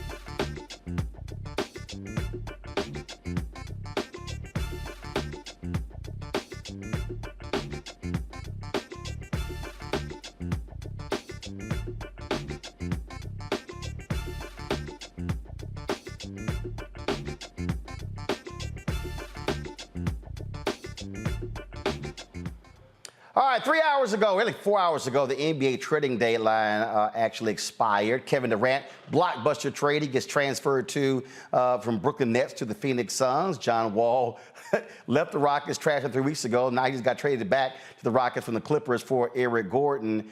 This happens all the time. And look, when you're fans, you're like, okay, whatever. My team has improved or they got worse. But we never actually think about the impact of those type of decisions on players, on their families, on their children.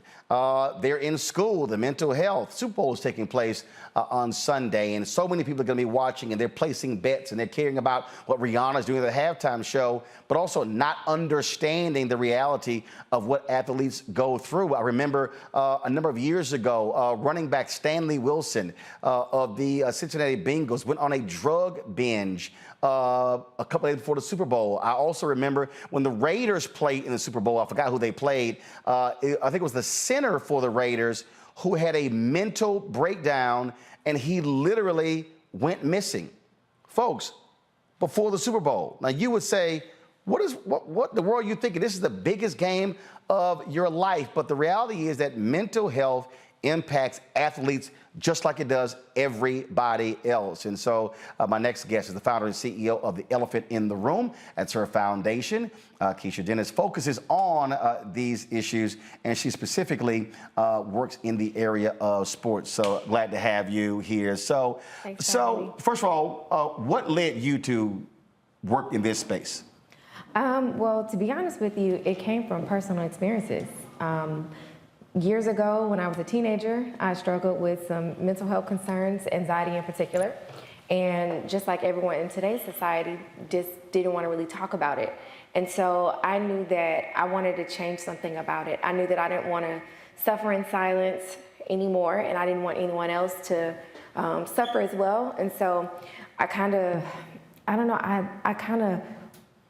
coached myself out of it. And as years have gone by, I just realized that a lot of people these days, it's not as easy. And so I wanted to do something that would kind of help impact change. And then once I began to meet a lot of different players, athletes, professional athletes, I didn't really talk to them a lot about sports. I talked to them about their families. I talked to them about how they felt, what they were going through. And so we began having connections of that sort, and it hit me like, this is important. We've seen more athletes over the last, I say, 3 to 4 years really begin to talk about it. I remember Royce White being drafted by the Houston Rockets, and at one point he wouldn't fly. And they were trying to figure out travel to games on buses and things along those lines. He ended up getting cut from the team, and he still blasted them, saying the NBA wasn't prepared for this. We look at Ben Simmons with the Brooklyn Nets, played with Philadelphia, basically took off a whole year saying he wasn't mentally prepared to play. Folks saying, oh man, he's soft, he's weak, things along those lines.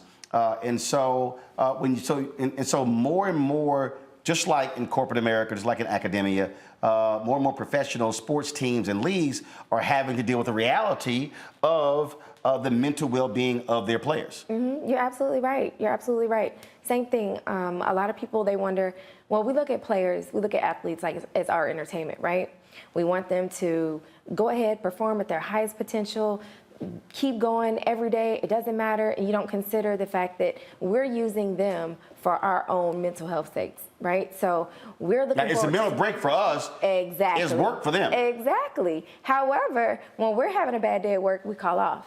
But if someone misses a game, it's, wait, oh man, what happened? Or drops a touchdown or misses a tackle. It's replayed on SportsCenter, on social media. It becomes a meme for years. Yes. In fact, I forgot the guy. I hate the fact that they won, but it was a Dallas Cowboy tight end who dropped. He got literally, it's during the Super Bowl, hit him in the middle of the chest and dropped the touchdown. They still, that was in the 70s. They still show that play. And he's probably triggered still to this day, just because any mistake that they make, it's highlighted and it goes on. And in the era of social media, it's easy to pull up some old tweets, pull up an old clip. And so I know, like us, on every day if something happened to us, no one knows about it. We can go in our room, shut the door, start over the next day. And with them, I had a chance to look at some of their DMs. Have you ever viewed the comment section? That's something that you don't consider. It's like, you don't realize that they're humans. And now with fantasy football, now you got people who are literally going on social media blaming an athlete for them losing a game. And I'm like, fool, your team is a fantasy team. You don't even own a real team. Right. Like they lose, it's a real loss. Exactly. You stop, but again, and some athletes have fired back and blasted people because of that. They fire back and blast people, and then they're criticized. So they have to learn how to respond to others when in actuality, it's us, the consumers, who need to learn how to control sometimes and realize, hey, let's humanize this person. You've done a lot of interviews with athletes who've been opening up about their mental health issues. Yes. One of my favorite things to do. We've had several interviews. One of the most recent was with A.J. Brown. He opened up and he spoke about mental health, talked about his childhood, and the stories are pretty much a lot similar. A lot of them grow up the same. They have the same goals, dreams, passions, and they go through things just like we do. And so being able to have the athletes open up, talk about mental health, my goal is to have them talk about it a bit more, because we know that they are looked at. They have this platform where they can influence, and I know that if them sharing their story and me being able to connect with them in that way, maybe it could save someone else's life. And again, folks, if you go to your YouTube page, I am Keshia Dennis, you see it pull up right now. This is one of the videos here of a conversation that you had. The thing again that is for so many people who really doesn't quite understand the amount of pressure. You mentioned anxiety. There are well-known singers who literally have anxiety attacks before they go on the stage. And for a number of these players, in fact, there was a gentleman, he just, I think it was a first-round draft pick, he just retired from the Dallas Mavericks because he said the anxiety was so overwhelming, he had to psych himself up just to play a game. Yes. And this is somebody who always the NBA is the pinnacle of being a basketball player. Yes. But he literally retired from the league because the anxiety was too much. Yes, and you would think that the way we look at it, we go to work every single day. And so with them, let's say they're going to work every single day and it looks glamorous and they're getting paid all this amount of money, but it still doesn't mean that they, could feel anxious about something, or it may come second nature, but I still want to be perfect. I still want to perform. I don't want to mess up because I know how the world is so critical, especially when it comes to mental health. And so that is very well possible. And you mentioned earlier today about the trade. We think about trade and, we're like, well, this is, the game and these are the rules of the game. However, these people do have families. They do have to discuss relocation. That is a stressor. It can cause anxiety. They have children. And so some of those things do affect them. And it's just important that we treat them with the same amount of respect as we treat ourselves if our company is going through a reorg. Same situation. The player I was talking about is Tyrell Terry. And in his statement, what he said was, this is what he said. This message is a very difficult one to share and emotional one to write. Today, I decided to let go of the game that has formed a large part of my identity. And then he began to talk about it. He said that while I have achieved amazing accomplishments, created unforgettable memories, and made lifelong friends, I've also experienced the darkest times of my life, to the point where instead of building me up, it began to destroy me, where I began to despise and question the value of myself much more than those surrounding me could ever see or know. Intrusive thoughts, waking up nauseous and finding myself struggling to take normal breaths because of the rock that would sit on my chest that seemed to weigh more than I could carry. This is just a brief description of the anxiety this sport has caused me. You will not believe how many times many people feel that exact same way. As a coach to some of these players, you have your trainers, you have your team physicians, you have the people that coach you on some of the physical things to help you be successful in your career. But the work that I do behind the scenes, it's, okay, we have a big game coming up. Let's work on mindfulness. Let's work on meditation. Let me schedule you some yoga. Let's do another exercise. Let's breathe. And we're having to do these things before games because it does help them prepare, and it is mental and physical. But that's expected. I've been there before. Have you ever had a panic attack before? Mm-hmm. One of the worst feelings ever. So just imagine you're feeling that way, and then you still have to go show up for other people. That's difficult. That's very difficult. So my sentiments. All right, folks, we come back. We're going to have questions from our panel talking with Keisha about, again, we're talking mental health in sports. Super Bowl is taking place on Sunday. I'm telling you right now, there are some players you might think it's all about exciting. This is the biggest game of their life, and they're trying to figure out, man, how am I going to cope playing in front of millions watching around the world? We'll be discussing that next right here on Roland Martin Unfiltered on the Black Star Network. Download the Black Star Network app, Apple phone, Android phone, Apple TV, Android TV, Roku, Amazon Fire TV, Xbox One, Samsung Smart TV. If you watch on YouTube, hit the like button, y'all. We should easily be at 1,500 likes. Also, support us by joining our Brina Funk fan club. Check and money orders. Go to P.O. Box 57196, Washington, D.C. 20037-0196. Cash App, $RM Unfiltered. PayPal, R Martin Unfiltered. Venmo is RM Unfiltered. Zelle is Roland@RolandSMartin.com. Roland@RolandMartinUnfiltered.com. And be sure to get a copy of my book, White Fear: How the Browning of America is Making White Folks Lose Their Minds. Available at bookstores nationwide, Target, Books A Million. Download it from Audible. Order from your favorite black bookstore. We'll be right back.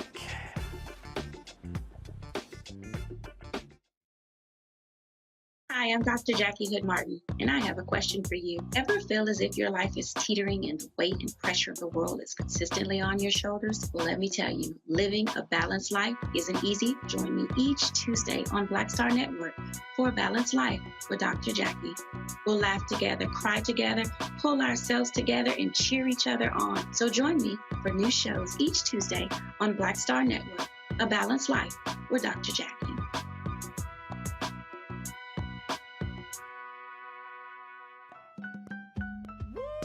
We're all impacted by the culture, whether we know it or not. From politics to music and entertainment, it's a huge part of our lives, and we're going to talk about it every day right here on The Culture with me, Faraji Muhammad, only on the Black Star Network. The 54th NAACP Image Awards is airing live on February 25th, honoring outstanding performances in film, television, theater, music, and literature. But this year, Roland Martin Unfiltered is nominated for Outstanding News or Information Series or Special. To vote, head to NAACPImageAwards.net, scroll down to Outstanding News/Information Series, select the category. You have to click on hashtag Roland Martin Unfiltered Black Votes Matter Election Night coverage. To submit your vote, you will need an email. Only one vote allowed per email. Voting ends on February 10th at 9 p.m. Vote today. Pull up a chair, take your seat. The Black Table with me, Dr. Greg Carr, here on the Black Star Network. Every week, we'll take a deeper dive into the world we're living in. Join the conversation only on the Black Star Network. I'm Colo, and you're watching Roland Martin Unfiltered. Stay woke.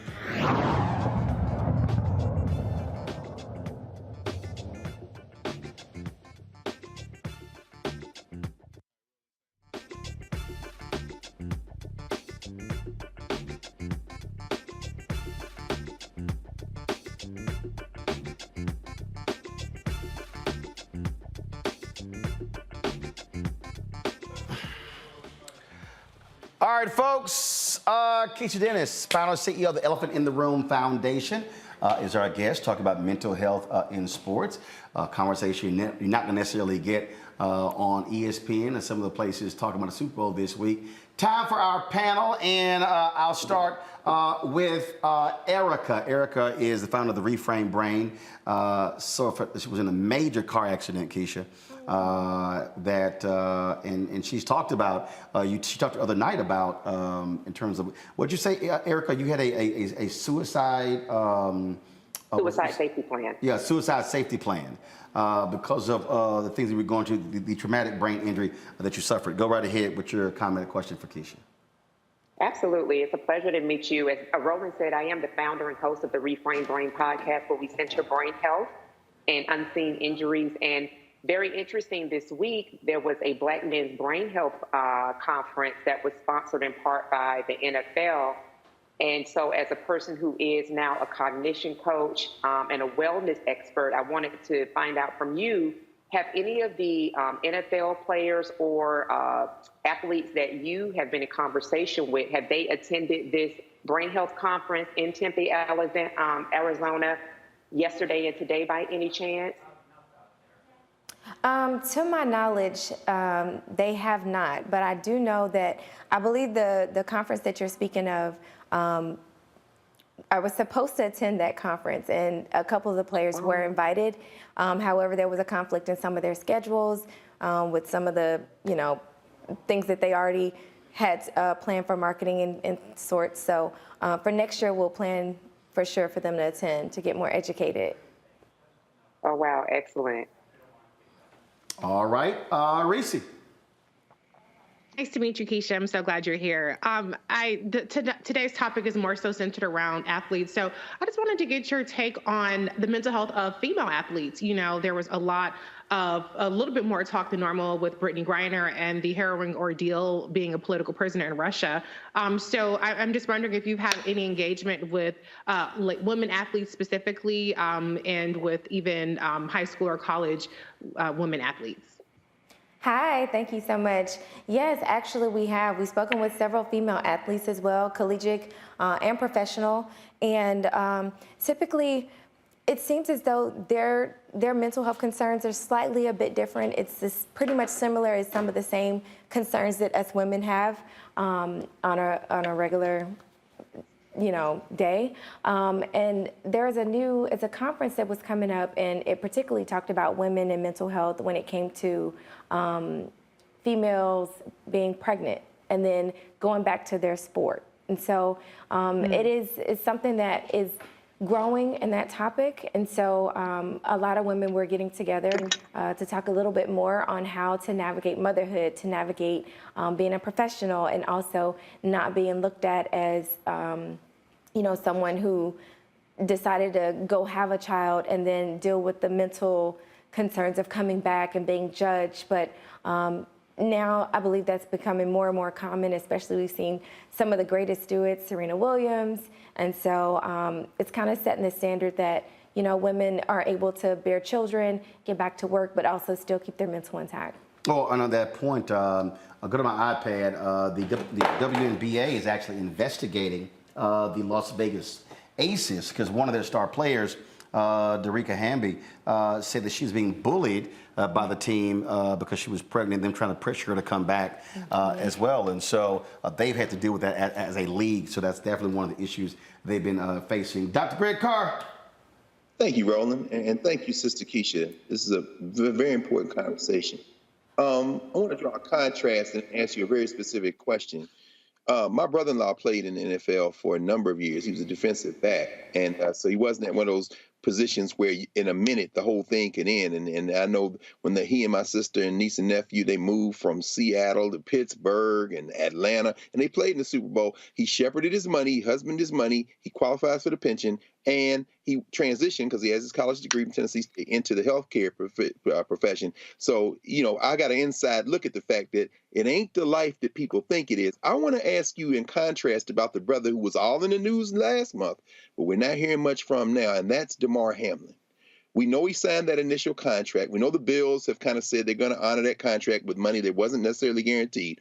What kind of things go through the mind of an athlete whose career is cut abruptly short and who doesn't qualify for the pension, who might not have thought that they have to think about their life later on, who maybe at age 24 and 20 or 25, it's all over. And as we know, the league really doesn't provide for those kind of athletes. How do you counsel them at a moment when everything changes on a dime and what they thought was going to happen won't happen at all?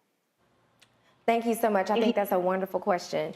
Honestly, that is probably one of the most talked about things when it comes to players. It's pretty much it's either the transition, and like you said, with your brother and their family, it's a lot to deal with when it comes to transition out of league, especially if you maybe this was your first year deal, you didn't have a huge contract, but then your entire life from when you're about 3 years old playing Little League football up until you're, 24 years old, and season-ending injury, career-ending injury, and then now you have to learn how to pretty much reinvent yourself, pretty much learn how to navigate your identity. It's an identity crisis. Who am I? What else do I like to do? What am I interested in?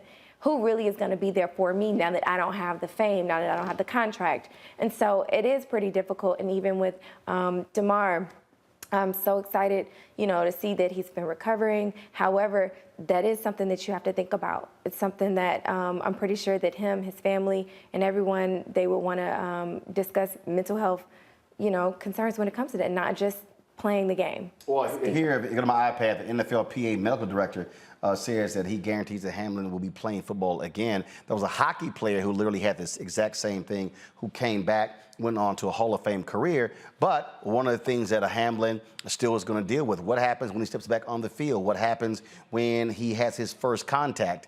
Again, that's flashing through your minds. A lot of players have talked about that. And again, I think, I remember ESPN had a show called Playmakers. And it was so real that their league partner, the NFL, made them cancel the show. Wow. No, Playmakers was so real because it was dealing with steroids, it was dealing with drugs, it was dealing with mental stuff, it was dealing with prostitutes, it was dealing with all kinds of stuff. But the NFL, if y'all never saw the show, I remember the show, I watched it. If you don't know that show, Google it. The NFL put maximum pressure on ESPN because the show was too real. They were like, no, this ain't fiction. This thing is nonfiction. But what that show revealed, again, the pressures of these athletes. You think about any given Sunday, Lawrence Taylor played the position. That critical sack or that tackle gets a $500,000 bonus, and how these players will literally put their health on the line to hit that bonus. that impacts you mentally. And then mentally for those players, what happens with their families of having to deal with that person when they're going through all that stuff on the team. Absolutely. I've spoken with some of the wives, girlfriends of some of these players, and it's the reality of it. And from my perspective, I get to see them call and talk about, oh, you know, they won the game. It was awesome. Everybody's cheering. Everybody's, you know, running down the street, riding. Like, wonderful things are going on. But she's like, you know, I'm the one who's up at 4 a.m. sitting next to the bathtub, doing cold water and putting ice in there because their bodies are just hurting. Mentally, they're drained. But they do it every day in and day out. And their mentality is that, you know, that's what they love to do. And they're going to put everything on the line for it. So eventually. And that was, I think that was, I believe, I think, was it Lane Johnson? I think it was Lane Johnson with the Eagles. I think, yeah, here it is. Let me pull it up there. See, I told y'all, see what happens when you read so much, stuff just simply just sort of stays in your brain, and you never know when the hell you're gonna need it. And so Lane Johnson, one of the best offensive linemen in history, he literally took a break. This is in 2021. He took a 2-week absence from the team to address mental health. And here's, like, they're in season. And folks are like, dude, we need you for the team. He's like, yo, if I ain't here, I can't be there for you. Absolutely. Will we do that at our regular jobs? Will we take some sick days? Will we take a week off of vacation?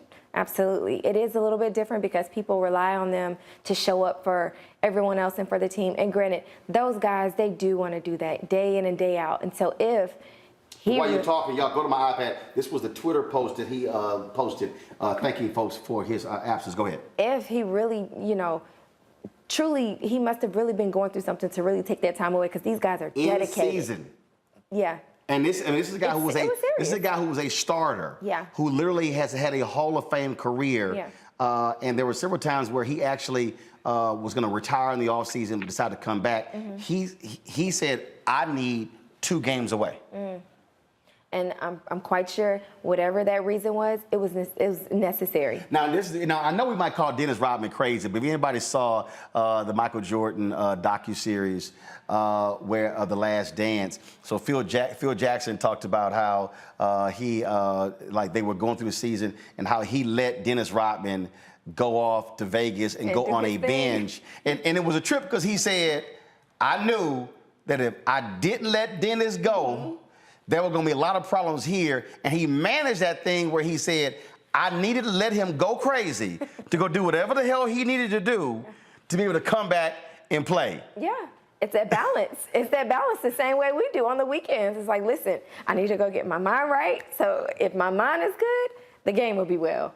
Yep. It's a risk. How can folks reach you if they want to get more information? Definitely reach me. I am on Instagram. I am Keisha Dennis, as I am KESHIADENNIS. And there's more information about my foundation, The Elephant in the Room, Instagram at The Elephant in the Room Inc. and website www.theelephantintheRoomInc.org. All right, we appreciate it. Erica, Greg, Reese, we surely appreciate it. Thank you very much as well for joining us on the panel today. Folks, that is it. I'll see you tomorrow right here on Roland Martin Unfiltered on the Black Star Network. Don't forget, download our app. Of course, we got 1 million subscribers on YouTube. I would love to have 1 million downloads on our app. Why? Because we control it. Apple phone, Android phone, Apple TV, Android TV, Roku, Amazon Fire TV, Xbox One, Samsung Smart TV. Don't forget, we're on Amazon News as well. When you click the Amazon Fire Stick, go to Amazon News. When you see CNN, MSNBC, our network is right there, our 24-hour streaming channel. And also, we got some more good news coming up on some new platforms we're launching our streaming channel on. I told y'all we are building a real black news and information network. That's what we are doing. And support us as well. Give to us, check our money order, Cash App, Venmo, Zelle, Venmo, all the platforms. You know how to reach us. And get my book, White Fear, How the Browning of America is Making White Folks Lose Their Minds. I got to go. I'll see y'all tomorrow. Holla!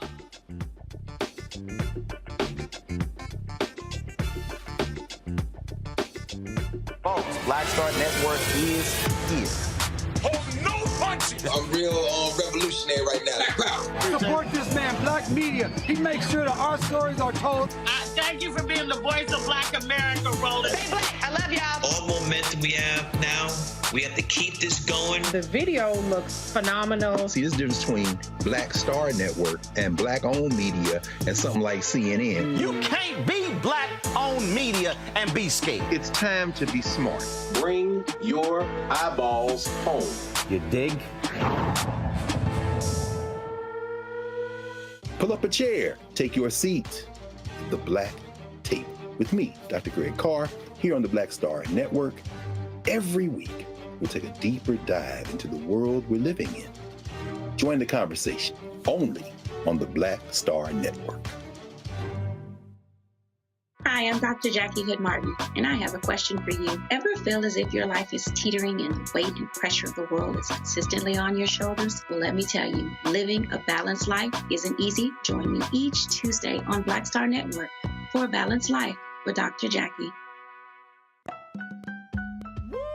We're all impacted by the culture, whether we know it or not. From politics to music and entertainment, it's a huge part of our lives, and we're going to talk about it every day right here on The Culture with me, Faraji Muhammad, only on the Black Star Network. I'm Deborah Owens, America's Wealth Coach, and my new show, Get Wealthy, focuses on the things that your financial advisor and bank isn't telling you, but you absolutely need to know. So watch Get Wealthy on the Black Star Network.